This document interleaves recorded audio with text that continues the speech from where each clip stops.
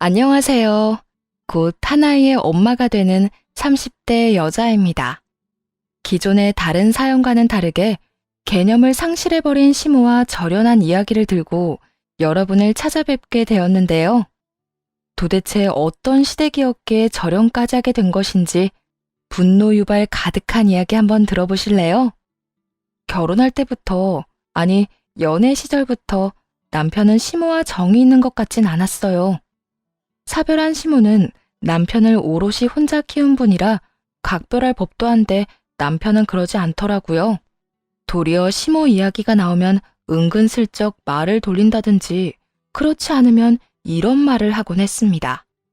자기는 우리 엄마 신경 안 써도 돼. 나랑 결혼하는 거지 엄마랑 결혼하는 것도 아니니까 말이야. 그래도 결혼하면 한 가족이 되는 건데 어떻게 신경을 전혀 안 쓸 수가 있겠어? 우리 엄마 성격 내가 잘 아는데 자기가 한번 신경 쓰고 잘하기 시작하면 끝도 없이 바랄 사람이야. 그러니까 당신은 우리 엄마한텐 신경 끄고 나하고만 잘 살아주면 돼. 우리 엄마는 내가 알아서 할게. 왜 이런 말을 하는가 의아했는데 굳이 오래 걸릴 것도 없이 상견례 자리에서 딱 알겠더라고요. 시모는 그 자리에서부터 독보적인 존재감을 드러내기 시작했어요. 마치 세상에서 자신보다 잘난 사람은 없다는 듯 굴더라고요. 종업원을 대놓고 무시하는 것도 모자라 최종 학력이며 처녀 때는 무슨 일을 했는지 현재는 무슨 일을 하는지 등등 무례한 질문들을 쏟아내며 안하무인으로 굴었죠. 정작 가장 못 배우고 가진 것도 없는 것이 시모 본인인데 말이에요. 한마디로 그저 입만 산 그런 사람이었습니다. 거기에다 상견례 자리에서 여태 한 번도 상의한 적도 없었던 합가 이야기를 꺼내더라고요. 애들 결혼하면 한 3년 정도는 제가 끼고 살면서 이것저것 알려주려고 합니다. 요즘 애들 제대로 된 음식도 하나 못하면서 시집와서는 남의 집 귀한 아들 굶기곤 하던데 난 절대 그 꼴은 못 봅니다. 전혀 이야기도 나온 적이 없는 통보라 꽤나 당황스럽더라고요. 부모님도 당혹스러움을 감추지 못하고 있었고 전 그저 눈치만 살필 뿐이었죠. 그 순간 제가 뭐라고 하기도 전에 남편이 딱 잘라 시모의 제안을 거절하더라고요. 그러면 그냥 내가 이 결혼 안 할게. 합가할 바엔 결혼을 안 하는 게 나아. 뭐? 아들, 지금 너 그게 무슨 말이야? 그렇잖아. 나는 유정이 행복하게 해주려고 하는 결혼인데 엄마랑 같이 살면 유정이가 행복하겠어? 내 생각엔 그 반대일 것 같아서 말이야. 결혼하는 순간부터 지옥문이 열릴 건데 그럴 바엔 결혼 안 할래. 그냥 유정이랑 동거나 하면서 평생 연애나 하지 뭐. 뭐야? 넌 그게 손주만 기다리는 엄마 앞에서 할 이야기야? 그 말도 좀 하지 마. 우리는 이세 계획도 아직인데 엄마가 왜 손주를 바라고 있어? 엄마, 내가 미리 이야기하는데 혹시나 우리 유정이 시집살이 시킬 생각이면 애초에 그 생각 버려. 그냥 우리 둘이 잘 살게 지켜만 보란 말이야. 남편은 꽤 단호했고 시모도 그 자리에선 한 발 물러서더라고요. 한마디만 더 했다간 남편이 상견례 자리를 파토할 분위기였으니까요. 상견례 자리에서부터 대단한 성격을 보여주는 시모를 보고도 결혼을 마음먹게 된 것은 남편의 이런 모습 때문이었어요. 무슨 일이 일어나도 무조건 제 편이 되어줄 거란 그런 확신과 믿음이 있었습니다. 부모님도 그런 시모 밑에서 이런 남편이 자란 것이 신기하다고 말씀하시며 결혼하는 그 순간까지 이렇게 말씀하시더라고요. 다른 건 몰라도 네 남편은 좋은 사람 맞아, 딸. 우리는 네 남편 하나 보고 너 시집 보내는 거니까 다른 건 신경 쓰지 말고 네 남편만 믿고 잘 살아. 그러면 돼. 그렇게 많이 사랑하고 믿는 남편과 결혼을 했고 남편은 한결같은 모습으로 저를 지켜주었네요. 이렇듯 남편이 제 편만 들고 나서니 시모는 아들이 무섭긴 했나 보더라고요. 대신에 남편이 모르게 저를 괴롭혔죠. 결혼을 하고 난 후 신혼집 근처 상가에 수제 쿠키집 가게를 열었는데 시모는 그곳에 찾아와 진상을 부리더군요. 있는 친구, 없는 친구들을 다 끌고 와 계산도 하지 않고 커피 무한 리필에 쿠키와 빵은 있는 대로 다 집어가서 먹곤 했어요. 정 여사, 그런데 먹고 싶은 거 다 가져다 먹어도 되는 거야? 그러게, 우리가 이렇게 먹으면 며느리 장사는 어떻게 해? 걱정하지 말고 그냥 마음껏 먹어. 커피야 다시 내리면 되고, 이까지 간식이야 다시 만들면 되지. 우리 며느리가 손이 빨라서 다시 다 채워놓을 테니까 갈 때 싸가지고 가서 자식들 나눠주고 해. 알겠지? 아니, 우리가 괜찮다고 하니 먹긴 먹는데 이렇게 많은 거 계산은 정 여사가 하는 거야? 계산은 무슨? 세상 어느 시어머니가 며느리 가게 와서 계산을 해? 그런 걱정은 하지도 말고 마음껏 주워 먹기나 해. 이렇듯 계산은 물론 하지 않았고 다른 손님에게 팔 것도 없이 다 먹고는 주머니에까지 챙겨가니 난감하더라고요. 거기에다 얼마나 목청껏 떠들어대는지 다른 손님분들께도 민폐가 되는 지경이었죠. 어느 날부턴 시모와 그 친구들이 가게를 방문하는 날엔 들어오던 손님들도 다시 발길을 돌려버리기 일쑤였고 손해가 이만저만이 아닌 상황이었어요. 결국 돌아가는 시모를 붙잡고 이야기를 할 수밖에 없었네요. 저기 어머님, 앞으로 친구분들이랑 오시는 건 좀 자제해 주세요. 정 오시겠다면 오셔서 조금만 조용히 해주시면 감사하겠습니다. 뭐야? 너 지금 공짜 커피 간식 먹으면서 왜 그렇게 시끄럽게 구냐고 애둘러 이야기하는 거야? 완전히 틀린 말은 아니라서 아니란 말은 못하겠네요. 제가 이때껏 말을 못해서 그렇지 어머님이랑 친구분들 오시면 다른 손님들이 들어오다가도 도로 돌아가요. 그것뿐인 줄 아세요? 묻지도 않고 배달 나갈 쿠키까지 다 쓸어다 가지고 계시잖아요. 저요, 땅 파서 장사하는 거 아니에요. 이렇게 자주 와서 길게는 4시간씩 가게 장사도 못하게 방해하는데 제가 더는 참을 수가 없네요. 네가 참을 수 없으면 어쩔 거야? 여기 내 아들 돈으로 연 가게 아니니? 내 아들 돈 들여 이런 가게 사장 짓이나 하고 있으면서 나한테 그 정도도 못 해준다는 게 말이나 돼? 네가 뭐라고 하든 난 매일같이 친구들이랑 와서 놀 거니까 그런 줄 알아. 시모는 아주 큰 착각을 하고 있더라고요. 그래서 그 착각의 늪에서 시모를 꺼내주며 다신 오지 말라고도 못 박았네요. 이 가게 여는데 남편 돈 하나도 안 들어갔어요. 제가 원래 하던 가게 처분하고 여기로 옮겨온 거라서 돈이 들기는커녕 남았다고요. 그러니까 이상한 권리 내세우지 말고 다신 오지 말아주세요. 지나가시다가 잠시 들려서 커피 한 잔, 쿠키 몇 개 가지고 가시는 건 이해하도록 해볼게요. 웃기지도 않아. 내가 그 말을 믿을 것 같아? 그리고 그 말이 사실이라고 한들 내가 왜 네 말을 들어야 하는 건데? 너 뭔가 크게 잘못 생각하고 있는 것 같은데? 내가 시어머니고 네가 며느리야. 네가 나한테 이래라 저래라 할 자격이 없다. 이 말이라고. 어머님이야말로 잘못 생각하고 있는 것 같은데 제 가게는 제가 왕이에요. 제가 어머님이랑 어머님 친구분들 손님으로 받지 않겠다고 하면 그걸로 끝인 거라고요. 그러니까 또 찾아와서 진상짓 부릴 생각 하지도 마세요. 진상? 너 지금 나한테 진상이라고 했니? 네, 진상이라고 했어요. 어머님, 제가 어머님이랑 어머님 친구분들 때문에 입은 손해가 얼마인 줄이나 아세요? 여기 동네 장사이고 소문이 그만큼 중요한 곳인데 어머님 때문에 자주 오던 단골 손님들도 요즘 잘 오지도 않고 매출 차이가 무시할 만한 상황이 아니라고요. 그래서 배달이라도 보내려고 하니 만든 쿠키는 죄다 챙겨가시는데 장사를 할 수 있겠어요? 저도 저 살려고 이러는 거니까 더는 오지 마세요. 너 나한테 이딴 식으로 굴었다간 크게 후회할 건데 괜찮겠니? 이미 후회를 많이 해서 더할 후회도 없어요. 그러니까 와서 장사 방해나 하지 마세요. 시모는 기분이 많이 상했는지 얼굴을 붉히며 가게를 나가버렸고 가게 앞에서 이야기를 엿듣고 있던 친구분들도 양심은 있었는지 저와 눈도 마주치지 못하고 가버리더군요.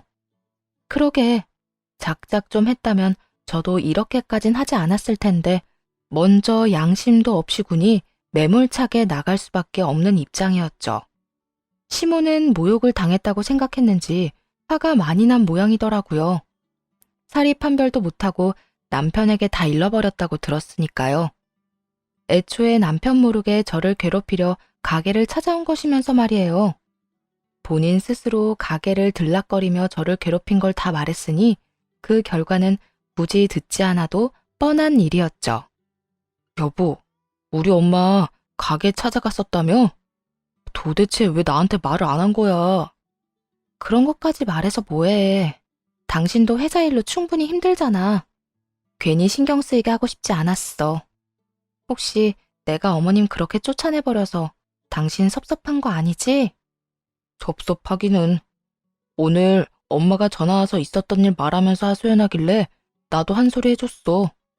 거기가 어디라고 친구들까지 찾아가서 방해를 하냐고 말이야. 내가 진작 알았으면 당신이 그런 말까지 할 필요는 없었을 텐데. 내가 미안해. 당신이 왜 미안해. 그런 일 있다고 말 안 한 건 나야. 당신은 전혀 미안해할 필요도 없어. 당신이랑 어머님은 별개야, 별개. 그래도 내 마음은 그렇지가 않아. 오늘 엄마가 아들 낳아봤자 아무 소용이 없다고 하면서 우는 소리 하는데 그 말에 마음 아프기는커녕 당신 걱정만 되더라고. 오죽했으면 당신이 엄마를 그렇게 내쫓았을까 해서 말이야. 그런 말씀까지 하셨어? 당신이라도 좀 달래주지 그랬어. 달래주기는? 내가 거기서 엄마 편들면 당신만 더 고달파져. 그래서 안 달래주고 뭐라고 그랬는데? 뭐라고 그러긴. 난 이제 엄마 아들 아니다.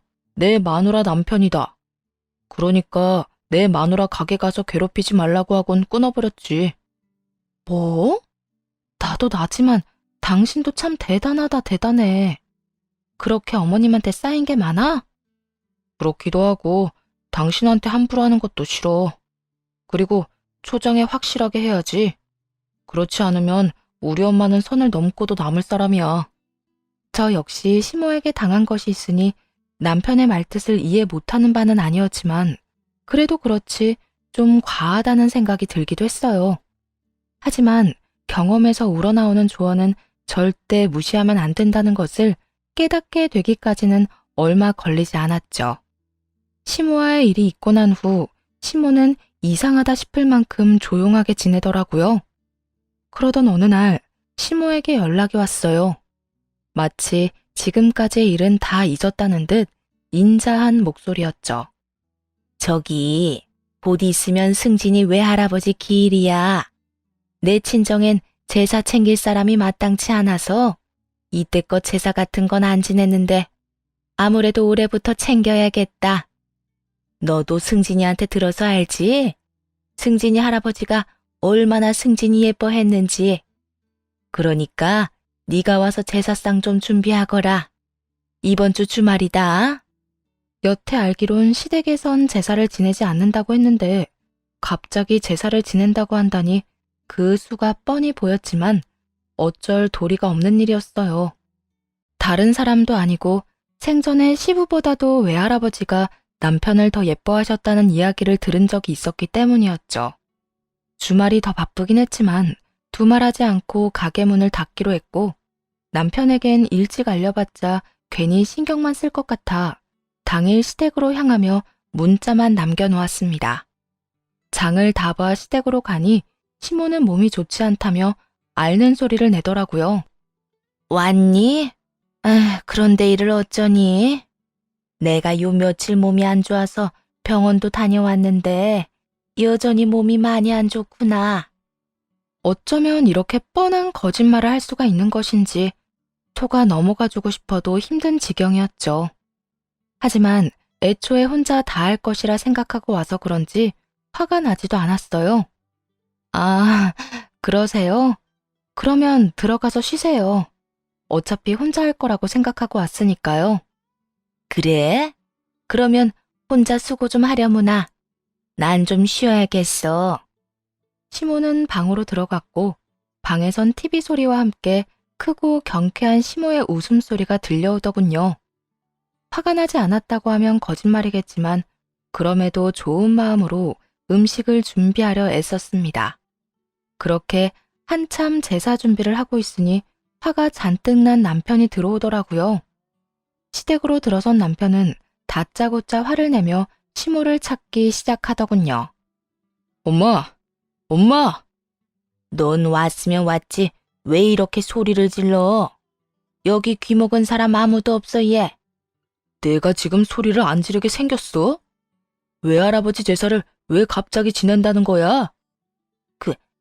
그거야. 지낼만 하니까 지낸다고 그러지. 넌 네 할아버지 불쌍하지도 않아? 이때껏 제사상 한번 못 얻어 드시고 얼마나 배고프실 거야. 그래, 다 엄마 말이 맞는다고 치자. 그런데 할아버지 길은 가을인데 왜 봄에 제사를 지내냐고. 누가 엄마 속마음 모르는 줄 알아? 집사람 괴롭히려고 일부러 없는 제사까지 만들어서 일 시켜 먹는 거잖아. 남편의 반응이 조금 과한 감이 있다고 했는데 다 이유가 있더라고요. 그렇게 남편을 예뻐했다는 할아버님의 길은 봄이 아니라 가을이었기 때문이었죠. 어차피 들통날 거짓말까지 한 시모의 의도가 뻔하긴 했지만 이렇게까지 저를 괴롭히고 싶은 시모의 심정이 이해가 가지 않았어요. 먼저 잘못한 사람도 시모였고 욕먹을 짓을 하는 것도 시모 본인이란 걸 시모만 빼고는 다 아는 상황이었으니까요. 남편은 쉴 새 없이 시모를 몰아세우고 있었고 시모는 남편의 핀잔에 도리어 큰 소리를 치기 시작하더군요. 우리 아빠 제사 내가 챙기고 싶은 날에 챙기겠다는데 왜 네가 화를 내? 설마 내가 네 마누라 일 시켰다고 지금 이렇게 화를 내는 거니? 이때껏 힘들게 키워준 이 엄마한테? 그래, 나 우리 집사람 없는 일까지 만들어 부려먹어서 이렇게 화내는 거야. 엄마, 제발 뭐든 적당히 상식선에서 좀 해. 그래야 나도 엄마 편을 들어줄지 고민이라도 해보지. 내가 부탁했었지. 괴롭히고 싶으면 하던 대로 나나 괴롭히라고. 이 사람은 그냥 좀 내버려 두라고. 엄마가 원하는 대로 용돈도 주고 생활비도 주고 다 주는데 왜 이렇게 이 사람을 못 잡아먹어서 안달이야? 내가 원하는 대로 언제 다 해줬다고 이러니? 제가 날 가게에서 내쫓았잖아. 그것도 내 친구들이 다 보는 앞에서 말이야. 내가 얼마나 망신을 당한 줄 알아? 그건 엄마가 먼저 잘못했잖아.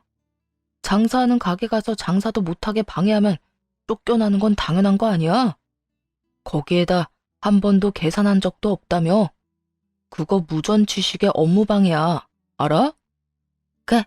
가족끼리 무슨 그런 단어까지 다 쓰고 그러니? 난 그저 며느리 자랑도 할 겸 가게 홍보도 할 겸 해서 간 거지. 그랬으면 계산도 하고 방해되지 않게 조용히 있다가 왔어야지. 하여튼 앞으로 이 사람 괴롭히지 마. 나 진짜 가만히 안 있어. 남편은 한바탕 호통을 치더니 제 손을 꼭 잡고 시댁을 나오더군요. 오는 내내 미안하다고 사과하는 남편을 보며 많은 생각이 들었어요. 생각보다 남편이 힘든 시절을 보냈을 수도 있겠다. 그리고 지금도 힘든 시간을 보내고 있을 수도 있겠다. 내가 좀 더 이 사람을 안아줘야겠다는 생각 말이에요. 미안하다며 고개를 푹 숙이고 있는 남편을 꼭 안아주었고 좀 더 현명하게 대처하겠노라 다짐했습니다. 그리고 그 다음날 시모에게서 연락이 오더군요. 남편이 출근하고 없고 가게에서 저 혼자 있는 시간에 맞춰 전화를 한 것이었죠. 전화 받기가 무섭게 시모는 우는 소리를 하며 하소연을 해대기 시작했어요. 내가 잘못하면 뭘 그렇게 잘못했다고? 어떻게 힘들게 혼자 키운 엄마한테 그런 말까지 할 수가 있니? 네가 듣기에도 심하지 않더니? 내가 어제 원통에서 잠도 못 자고 잠을 못 잤더니 지금 머리까지 다 아프구나. 시모는 여전히 정신을 못 차리고 저에게 남편 흉까지 보더군요. 자신이 한 짓은 생각지도 않고 피해자인 척하는 시모에게 참을 수 없는 화가 났죠. 아마 전날 본 남편의 모습도 떠올라서 복합적인 감정이 들었던 것 같아요. 그래서 앞으로 이런 이야기는 하지도 못하게 냉정하게 대하기로 했습니다. 저한테 울면서 이런 이야기하면 제가 어머님 편이라도 들어줄 거라 생각했어요. 전 어머님이 이러면 이럴수록 안쓰럽거나 불쌍하기는커녕 반감만 들어요. 너, 내가 짐작은 하고 있었지만 온정이라곤 눈꽃만큼도 없는 애구나. 어른이 이렇게 우는데 어떻게 괜찮냐는 말 한마디를 안 하니? 어머님이 저한테 어떻게 했는지 먼저 생각해 보세요. 제 입에서 괜찮냐는 말이 나올 수 있는 상황인지. 전 진짜 이해가 안 되는 게 어머님은 왜 어머님이 한 행동은 전혀 생각하지도 않고 남 탓만 하시는 거예요? 새까맣게 잊은 거예요? 아니면 전혀 잘못했다고 생각하질 않는 건가요? 어느 쪽이든 둘 다 문제가 많다는 건 확실하네요. 너 지금 내 잘잘못이나 따지자고 내 전화 받았니? 이때까진 이런 말 못해서 어떻게 참았니? 이렇게 보물 터지듯이 불만이 터져 나오는데 저도 이렇게까지 이야기할 생각 없었는데 어머님이 이러시는 거 보니 저절로 이런 말이 나오네요. 그러니까 다신 이런 용건으로 연락해서 괜히 사람 괴롭히지 마세요. 어머님이 아무리 울면서 하소연해도 이런 문제는 어머님 편들어줄 생각 전혀 없으니까요. 그래? 네가 정 그렇게 생각한다면 내가 연락은 하지 않으마. 그러면 되지? 네, 이런 연락은 앞으로 받고 싶지 않네요. 그래, 네 뜻대로 해줄 테니 후회나 하지 말거라.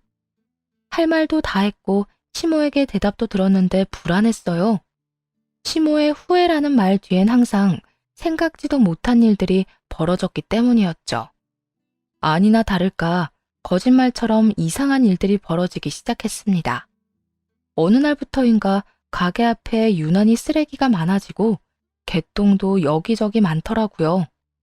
처음엔 초등학교도 있고 아파트 단지 바로 앞이니 산책하는 애완견들이 많구나 하고 생각했어요. 갑작스럽게 생겨난 쓰레기와 오물에도 대수롭지 않게 생각했던 것이죠. 그래서 가게 앞에 대형 쓰레기통과 오물을 담아갈 작은 봉지를 준비해 놓았는데도 점점 더 쓰레기와 오물의 양은 많아지기만 하더라고요. 아침 저녁으로 가게 앞을 깨끗이 쓸곤 하는데 이상했습니다. 그래서 가게 앞을 비추고 있던 CCTV를 살펴보기로 했죠. 그리고 각종 쓰레기와 시댁에서 키우고 있던 강아지의 똥을 모아 가게 앞에 뿌리는 시모의 모습을 발견하게 되었어요. 사이는 그렇게 망가졌어도 마지막 효는 다하자는 마음으로 용돈은 잊지 않고 드리고 있었는데 저딴 짓을 하며 제가 피땀 흘려 번 돈을 받아가고 있었다고 생각하니 피가 거꾸로 치솟더라고요. 쓰레기야, 좀 더 일찍 일어나서 치우면 그만이었지만 오물 냄새는 물로 씻어내도 그 특유의 냄새가 풍겨 매출에 손해를 입힐 수밖에 없었기도 하고요. 그 무엇보다 제가 아주 많이 화가 나 있다는 것이 가장 중요했죠. 그래서 곧바로 시모의 용돈을 끊었네요. 이토록 제가 망하기를 바라는 사람에게 더는 제 돈을 주고 싶지 않은 마음도 있긴 했지만 이 일을 해결하기 위해선 시모에게 연락을 해서 오라가라 해야 할 텐데 전화도 걸고 싶지 않았거든요. 용돈을 끊으면 저를 찾아올 것이라 확신했고 아니나 다를까 돈이 입금되지 않자 시모는 바로 가게로 찾아왔죠. 그리곤 여전히 자기가 한 짓은 생각지도 않고 뻔뻔하게 화를 내기 시작했습니다. 너 왜 용돈 안 넣니? 아무리 우리 사이에 요즘 불미스러운 일이 좀 있었다고 해도 줄 건 줘야 할 거 아니야. 내가 몇 푼 되지도 않는 돈 때문에 여기까지 찾아와야겠어? 저도 그까지 몇 푼 주고 말자는 생각으로 드렸었는데 요즘 장사가 잘 안 돼서 그까지 몇 푼이 부담스러워서 못 드렸어요. 아무리 장사가 안 된다고 해도 내 용돈은 건드리면 안 되지. 장사가 안 되는 정도가 아니라 아예 손님이 없어요. 아니, 누가 가게 앞에 쓰레기를 버리고 가는 것도 모자라서 강아지 오물까지 버리고 간 거 있죠? 쓰레기야 치우면 되지만 오물 그 특유의 냄새 때문에 손님 발길이 뚝 끊겼어요. 이러다 월세도 못 내게 생겼다고요. 이런 상황인데 어머님 용돈을 어떻게 드리겠어요? 시모의 표정에선 계획대로 저의 일을 망쳐놨다는 기쁨과 그 때문에 용돈이 끊겨버렸다는 분노 등 여러 가지 감정이 보이더라고요. 가게를 망쳐놓은 생각만 했지 그게 용돈에 영향을 끼칠 거란 생각은 전혀 하지 못했던 것이었죠. 그래서 앞으로도 못 준다 이 뜻이니? 그러면 내 생활은 어떻게 하고? 남편도 생활비 정도는 드리잖아요. 우선 그걸로 생활 좀 하세요. 그리고 저도 범인 잡히는 대로 그 손해배상금 받아서 드릴게요. 범인? 손해배상? 네, 범인이 CCTV가 있다는 사실은 전혀 인지를 못한 모양이더라고요. 아니면 보긴 봤는데 가짜라고 생각했나? 하여튼 아직 저도 확인은 안 해봤는데 경찰에 신고는 하려고요. 이거 영업방해죄라서 손해배상금 물을 수 있을 텐데 그 돈 받아서 용돈 드릴게요. 아, 어머님 계실 때 신고해야겠어요. 이상하게 지은 죄도 없는데 경찰분들 오면 긴장부터 돼서 아직 신고를 못하고 있었거든요. 지금 바로 해야겠다. 시모의 얼굴은 점점 더 사색이 되어갔고 휴대전화를 꺼내 112를 누르기 시작하자 다급하게 막더라고요. 그리곤 갑자기 고해성사를 하기 시작했죠. 그럴 필요 없다. 내가 그랬으니까. 어머님이요? 도대체 왜요? 그게 그냥 네가 미워서 그랬어. 네가 시집 오기 전까지는 내 아들이 나한테 이런 적이 단 한 번도 없었는데 내 아들이랑 이렇게 된 게 전부 네 탓이잖니. 거기에다 네가 날 그렇게 무시하니 내가 화가 나지 않았겠어? 그래서 그랬다. 그러게 누가 그렇게 버릇없게 연락도 하지 말란 말 하라고 했니? 내가 분명 후회할 거라고 했는데도 넌 끝까지 나한테 사과 한마디 하지 않았으니 이런 결과는 당연한 거야. 시모는 자신이 저지른 모든 일들을 제 탓으로 돌리며 할 만한 일을 했다고 자부하고 있더군요. 차라리 그때라도 미안하다고 화가 나서 그랬다며 용서를 구했다면 저도 그쯤에서 그만했을 텐데요. 시모가 그딴 식으로 나오니 다른 방도가 없겠더라고요. 그건 어머님이 먼저 저를 괴롭혔기 때문에 그런 일들이 벌어진 거예요. 제가 어머님께 잘못을 한 것도 아니었고 시작도 어머님이 끝끝내 선을 넘은 것도 모두 어머님이 하셨는데 왜 그 모든 탓을 저에게로 넘기세요? 그리고 그 피해를 왜 제가 다 입게 만드세요? 애초에 이런 일들이 벌어진 건 제 탓이 아니라 모두 어머님 탓이라고요. 아시겠어요? 매번 네가 이딴 식으로 구니까 내가 그렇게 할 수밖에 없었던 걸 아직도 모르겠니? 내가 하는 모든 일에 이렇게 반기를 들고 말끝마다 사람을 가르치려 드니까 내가 그런 짓까지 하게 되고 네가 그딴 꼴까지 당하게 된 거야. 알아? 그리고 계속 처음이 어쩌고 저쩌고 그러는데 처음부터 네가 가게에서 날 쫓아내지만 않았어도 이런 일은 없었다. 그날 네가 날 무시하지만 않았어도 내가 그런 말도 안 되는 제사를 만들어내는 일도 없었을 거고 내 아들이 너만 감싸고 도는 일도 없었을 테고 오늘 이런 일도 없었겠지. 그러니까 다 네 탓이야. 아니요. 그건 어머님이 꼬인 사람이라 그러는 거예요. 보통 사람들은 처음부터 그런 비상식적인 짓을 하지도 않는다고요. 이젠 어머님이랑 누구 탓이냐고 잘잘못 따지고 있는 것도 지치고 마지막으로 한마디만 할게요. 지금 이 순간 제가 정확하게 알겠는 건 어머님이랑 거리를 두고 지내야 한다는 거예요. 어머님하고 저랑 이제 이런 유치한 신경전 그만해요. 뭐야? 너 지금 하나밖에 없는 시어머니랑 연이라도 끊겠다 이 말이야? 네 남편을 호련단신으로 힘들게 키운 나를? 그리 힘들게 키운 걸 알기에 이때까지 참아드린 거예요. 그런데 앞으론 더는 참지 않을 거니 이런 짓 하지도 마세요. 한 번만 더 이딴 짓 하시면 증거도 있겠다. 경찰에 바로 신고할 거예요. 안 한다 안 해. 며느리라고 하나 있는 게 연을 끊는다고 하질 않나. 경찰에 신고한다고 하질 않나. 내가 너 무서워서 뭘 할 수나 있겠니? 아무것도 안 할 테니까 용돈이나 제대로 넣어. 알겠어? 저한테 돈 맡겨놓으셨어요? 용돈은 제가 알아서 할 테니까 강요하지 말고 이만 돌아가 주세요. 지금 당장이라도 경찰에 신고하고 싶은 걸 꾸역꾸역 참고 있으니까요. 이해가 되지 않는 상황과 마지막까지 상식을 넘는 시모의 언행. 이것이 부디 마지막이길 바라고 또 얼마나 바랐는지 모릅니다.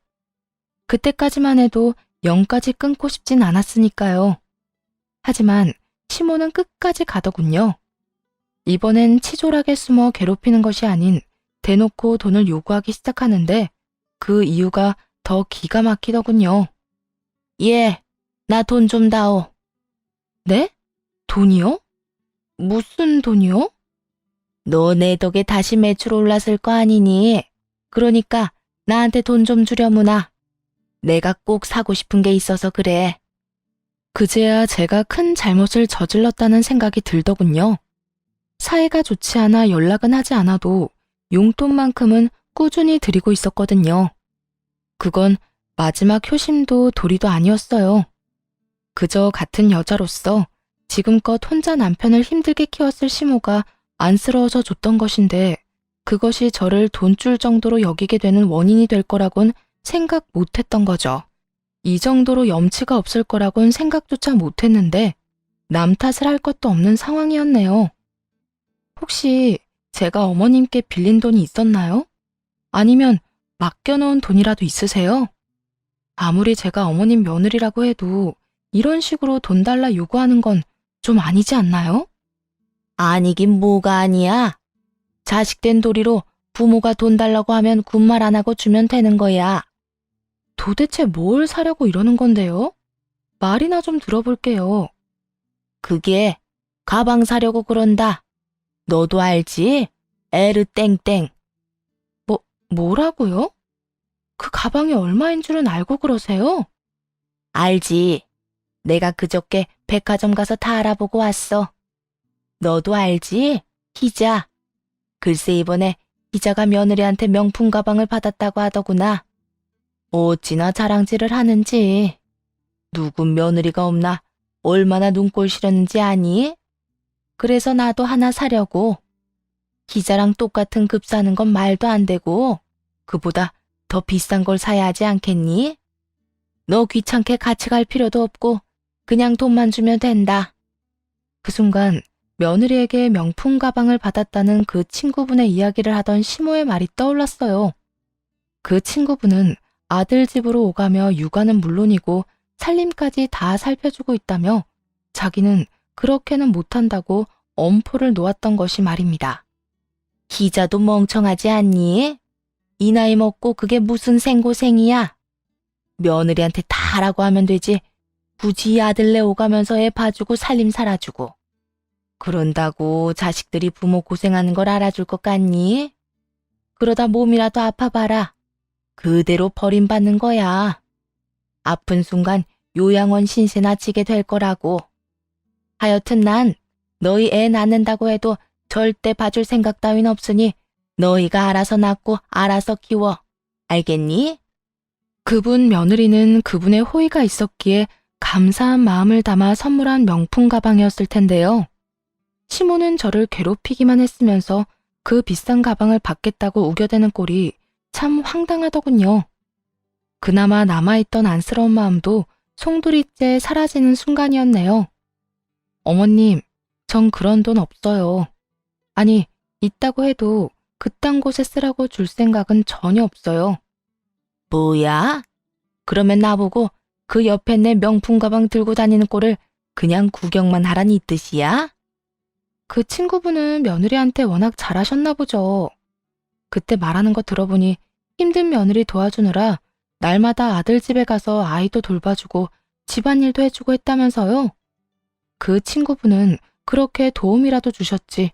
어머님은 저한테 어떻게 하셨어요?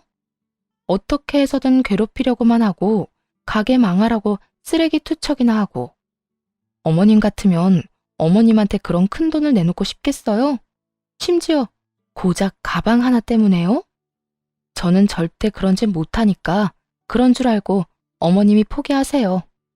절대 안 된다고 하자 시모는 난동을 피우기 시작했습니다. 기껏 만들어 잘 포장해 놓은 쿠키들을 집어 던지는가 하면 의자도 넘어뜨리며 화를 내더군요. 이게 진짜 보자 하니까 끝까지 건방지게 굴어. 내가 이참에 너 그 버르장머리부터 뜯어 고쳐주마. 니까짓 게 뭔데 돈을 준다 만다 헛소리야? 제 돈이니까 제가 준다 만다 결정하는 건 당연한 거 아니에요? 어머님이 아무리 이렇게 난동 피워도 전 절대 돈 안 줄 거니까 그런 줄 아세요. 그리고 지금 이렇게 행동하는 것도 다 찍히고 있으니까 다 변상을 각오나 하시라고요. 뭐야? 난동, 변상? 이게 아직도 정신 못 차리고 입을 함부로 놀리지? 너 같은 건 매가 약이야, 매가. 고함을 지르던 시무는 제 얼굴로 손바닥을 내리쳤고 제 얼굴은 붉어지고 있었죠. 정신이 번쩍 들더라고요. 웬만하면 연을 이어가고 싶었던 마음에는 금이 간 지 오래고 더는 이런 식의 관계는 끊어야겠다는 확신이 들었어요. 제 마음처럼 엉망이 되어버린 가게를 천천히 돌아보고는 시무를 똑바로 보며 이렇게 말했습니다. 이제 우리 연 좀 끊고 살아요. 더는 이렇게 사는 것도 지긋지긋하고 어머님, 아니 그쪽 얼굴 보고 싶지도 않네요. 뭐라고? 너 지금 나한테 그쪽이라고 했니? 네, 제가 정성껏 꾸린 가게에 이렇게 번번이 피해만 주고 심지어 제 얼굴에 손까지 댄 사람한테 언제까지 어머님이라고 하면서 떠받들 거라 생각했어요? 이젠 저한테 그쪽은 아무것도 아니에요. 그저 제발 안 보고 살았으면 하는 그런 사람일 뿐이라고요. 너 감히 나한테 이따위로 하고도 내 아들과 계속 같이 살 수 있을 거라 생각하니? 네, 그럼요. 제가 지금 그쪽한테 연 끊자고 했지 남편이랑 이혼한다는 말이 아니니까요. 아주 큰 착각을 하는구나. 네 남편이기 전에 내 아들이야. 내가 네가 지금 나한테 한 짓 다 말하면 내 아들은 너랑 당장 이혼하자고 할 거라고. 아, 그래요? 그건 두고 보면 알겠네요. 확신을 하고 있는 시모가 보는 앞에서 남편을 불렀고 상황을 전해들은 남편은 바로 가게로 오더라고요. 시모는 남편을 붙잡고 피해자인 양 하수연을 늘어놓기 시작했습니다. 아들, 글쎄 얘가 나한테 뭐라고 한 줄이나 아니? 나한테 연을 끊자고 하더라. 그것뿐인 줄 알아?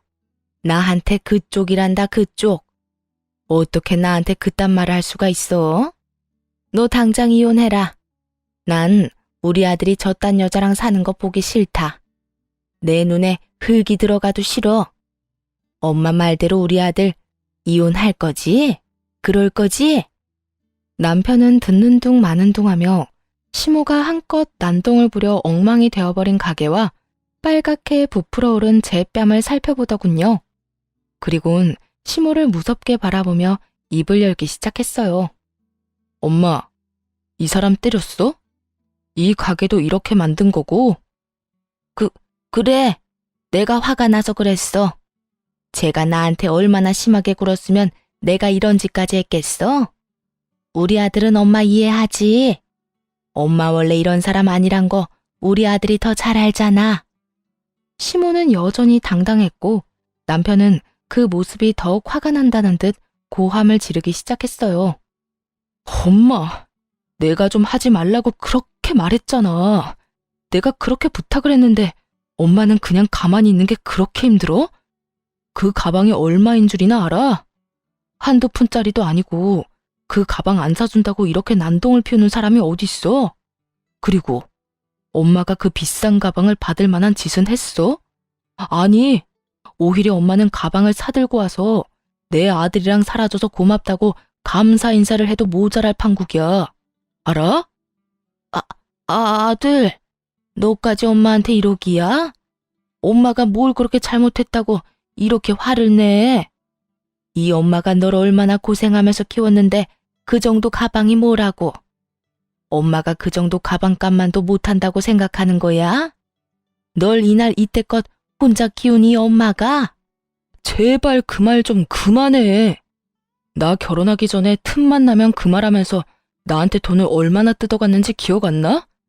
그리고 아빠는 엄마 그 말도 안 되는 씀씀이 때문에 아빠가 엄마 빚 감당하느라 낮에는 회사 다니고 밤에는 화물차 운전하다가 결국 졸음운전으로 돌아가신 거 기억도 안 나냐고. 그만큼 뜯어가고 사람 하나 잡았으면 됐지. 왜 아직까지 정신 못 차리고 이러는 건데? 나까지 이혼시켜야 엄마 속이 후련하겠어? 꼭 그렇게까지 만들어야 엄마가 만족하겠냐고. 그간에 울분이 올라오는 듯 울먹이며 말하는 남편을 보는데 저까지 눈물이 핑 돌더라고요. 사연이 있을 거라 생각했지만 이런 사연이 있다고 생각지도 못했던 터라 마음이 아프더라고요. 저도 이렇게 마음이 아픈데 오히려 당사자인 시모는 아무렇지 않은 표정으로 콧방귀까지 끼며 도리어 화를 내더라고요. 참나, 내가 뭘 어쨌다고 그때 이야기까지 꺼내는 거야? 내가 네 아빠한테 새벽같이 운전이나 하면서 돈 벌어오라고 등이라도 떠밀었니? 아니잖아. 네 아빠가 혼자 오바해서 그렇게 돈 벌고 다니다가 사고 난 걸 왜 내 탓을 하는 거야? 그리고 너도 그래. 네가 나한테 돈을 주면 얼마나 줬다고 이렇게 고함을 질러? 누가 들으면 수백억이라도 준 줄 알겠다. 어른만 아니라면 한 대 올려붙이고 싶은 심정이었어요. 엄마라는 사람이, 아니, 사람이 어떻게 저딴 말을 아무렇지 않게 할 수 있는 것인지 화가 나더라고요. 저는 화가 나 몸이 떨려오는데 남편은 오히려 시모의 말로 인해 모든 것이 정리가 되었다는 듯 후련한 표정이더군요. 들을 말을 들었으니 더는 고민할 필요가 없다라는 얼굴이었어요. 그리곤 그 정리가 된 마음을 표현하기 시작했습니다. 나는 그래도 엄마가 날 낳아주고 날 키워줬으니까 마지막까지 엄마 놓지 않고 잘 살아보려고 했어. 그런데 더는 아니야. 난 적어도 엄마가 반성이란 걸 조금이라도 하는 줄 알았는데 지금 말 들어보니까 그것도 전혀 아니구나. 그래, 엄마 말이 다 맞는다고 치자. 엄마 말대로 엄마는 아빠 등 떠민 적도 없고 내가 엄마한테 수백억까지 주지도 못했어. 우리가 다 잘못했다고 칠 테니까 엄마랑 나 이제 그만 보고 살자. 엄마는 엄마대로 살아. 나는 나대로 살 테니까. 아들, 너 지금 그 말 진심이야? 진심이야. 난 이제 엄마랑 그만 보고 살고 싶어. 엄마가 아빠랑 나까지 망쳐놓은 것도 모자라 이 사람까지 망쳐놓는 건 절대로 못 봐. 그렇다고 엄마 하나 때문에 이 사람이랑 이혼도 절대 못하니까 엄마랑 연을 끊을 수밖에 없잖아. 앞으로 우리한테 연락도 하지 말고 찾아오지도 마. 지금껏 엄마 하는 행동 다 받아준 거랑 돈 벌기 시작했을 때부터 준 돈만 해도 낳고 키워준 값은 다 했다고 생각하니까. 엄마한테 미안한 감정도 없어.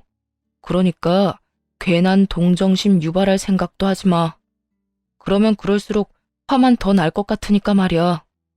끝내 남편의 입에선 연을 끊자는 확실한 말이 나왔고 시모는 다시 난동을 피우기 시작했습니다. 저를 향해서 말이죠. 이게 다 너 때문이야. 너 같은 게 우리 집에 시집 와서 내 아들이 이렇게 변해버린 거라고. 내 아들 내놔. 내 아들 내놓으라고. 시모의 난동에 남편은 다시 시모에게 화를 내려고 했지만 전 그런 남편을 말렸어요. 그리곤 제가 나서 시모의 입을 막아버렸죠. 못 들었어요? 그쪽 아들이 그쪽 말고 나랑 산다고 하잖아요. 그러게, 뭐든 적당히 좀 하지 그랬어요. 얼마나 아들을 못 살게 굴었으면 하나뿐인 아들이 이렇게까지 하겠냐고요. 난 아무 잘못도 하지 않았어. 이 모든 게 다 네가 내 아들을 홀려서 이런 거라고. 아직도 모르겠어요? 내가 아니라 그쪽이 이 모든 상황을 만든 거예요. 하나부터 열까지 난 잘못이 없다.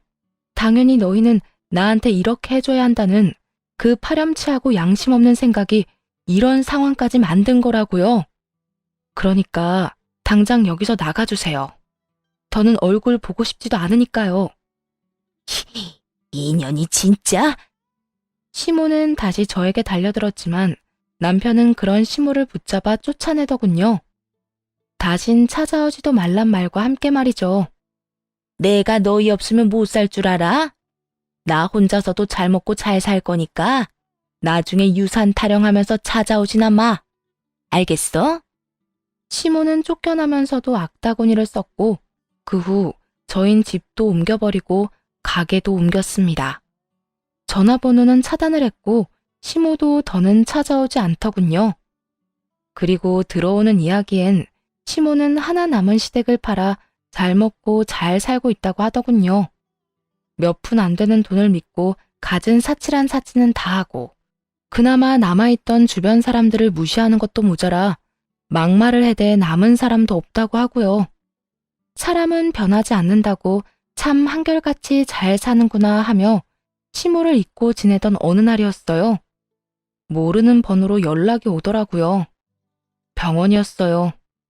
시모가 몸이 좋지 않아 병원에 입원해 있는데 간호가 필요한 상황인가 보더라고요. 그러면서 시모가 남편과 저를 찾는다고요.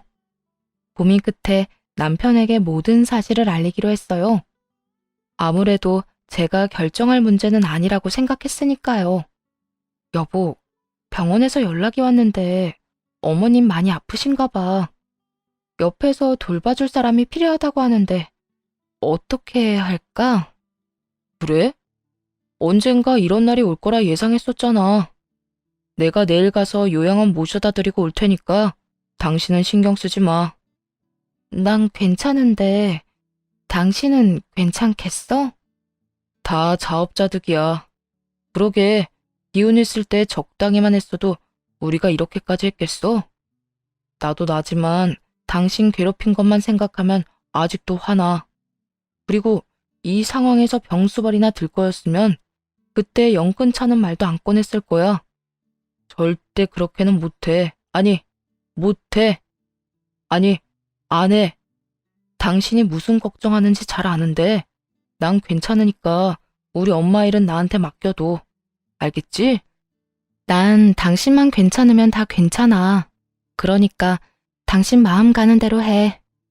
남편은 다음날 바로 시모를 요양원에 모셔다 드리고 왔다고 하더군요.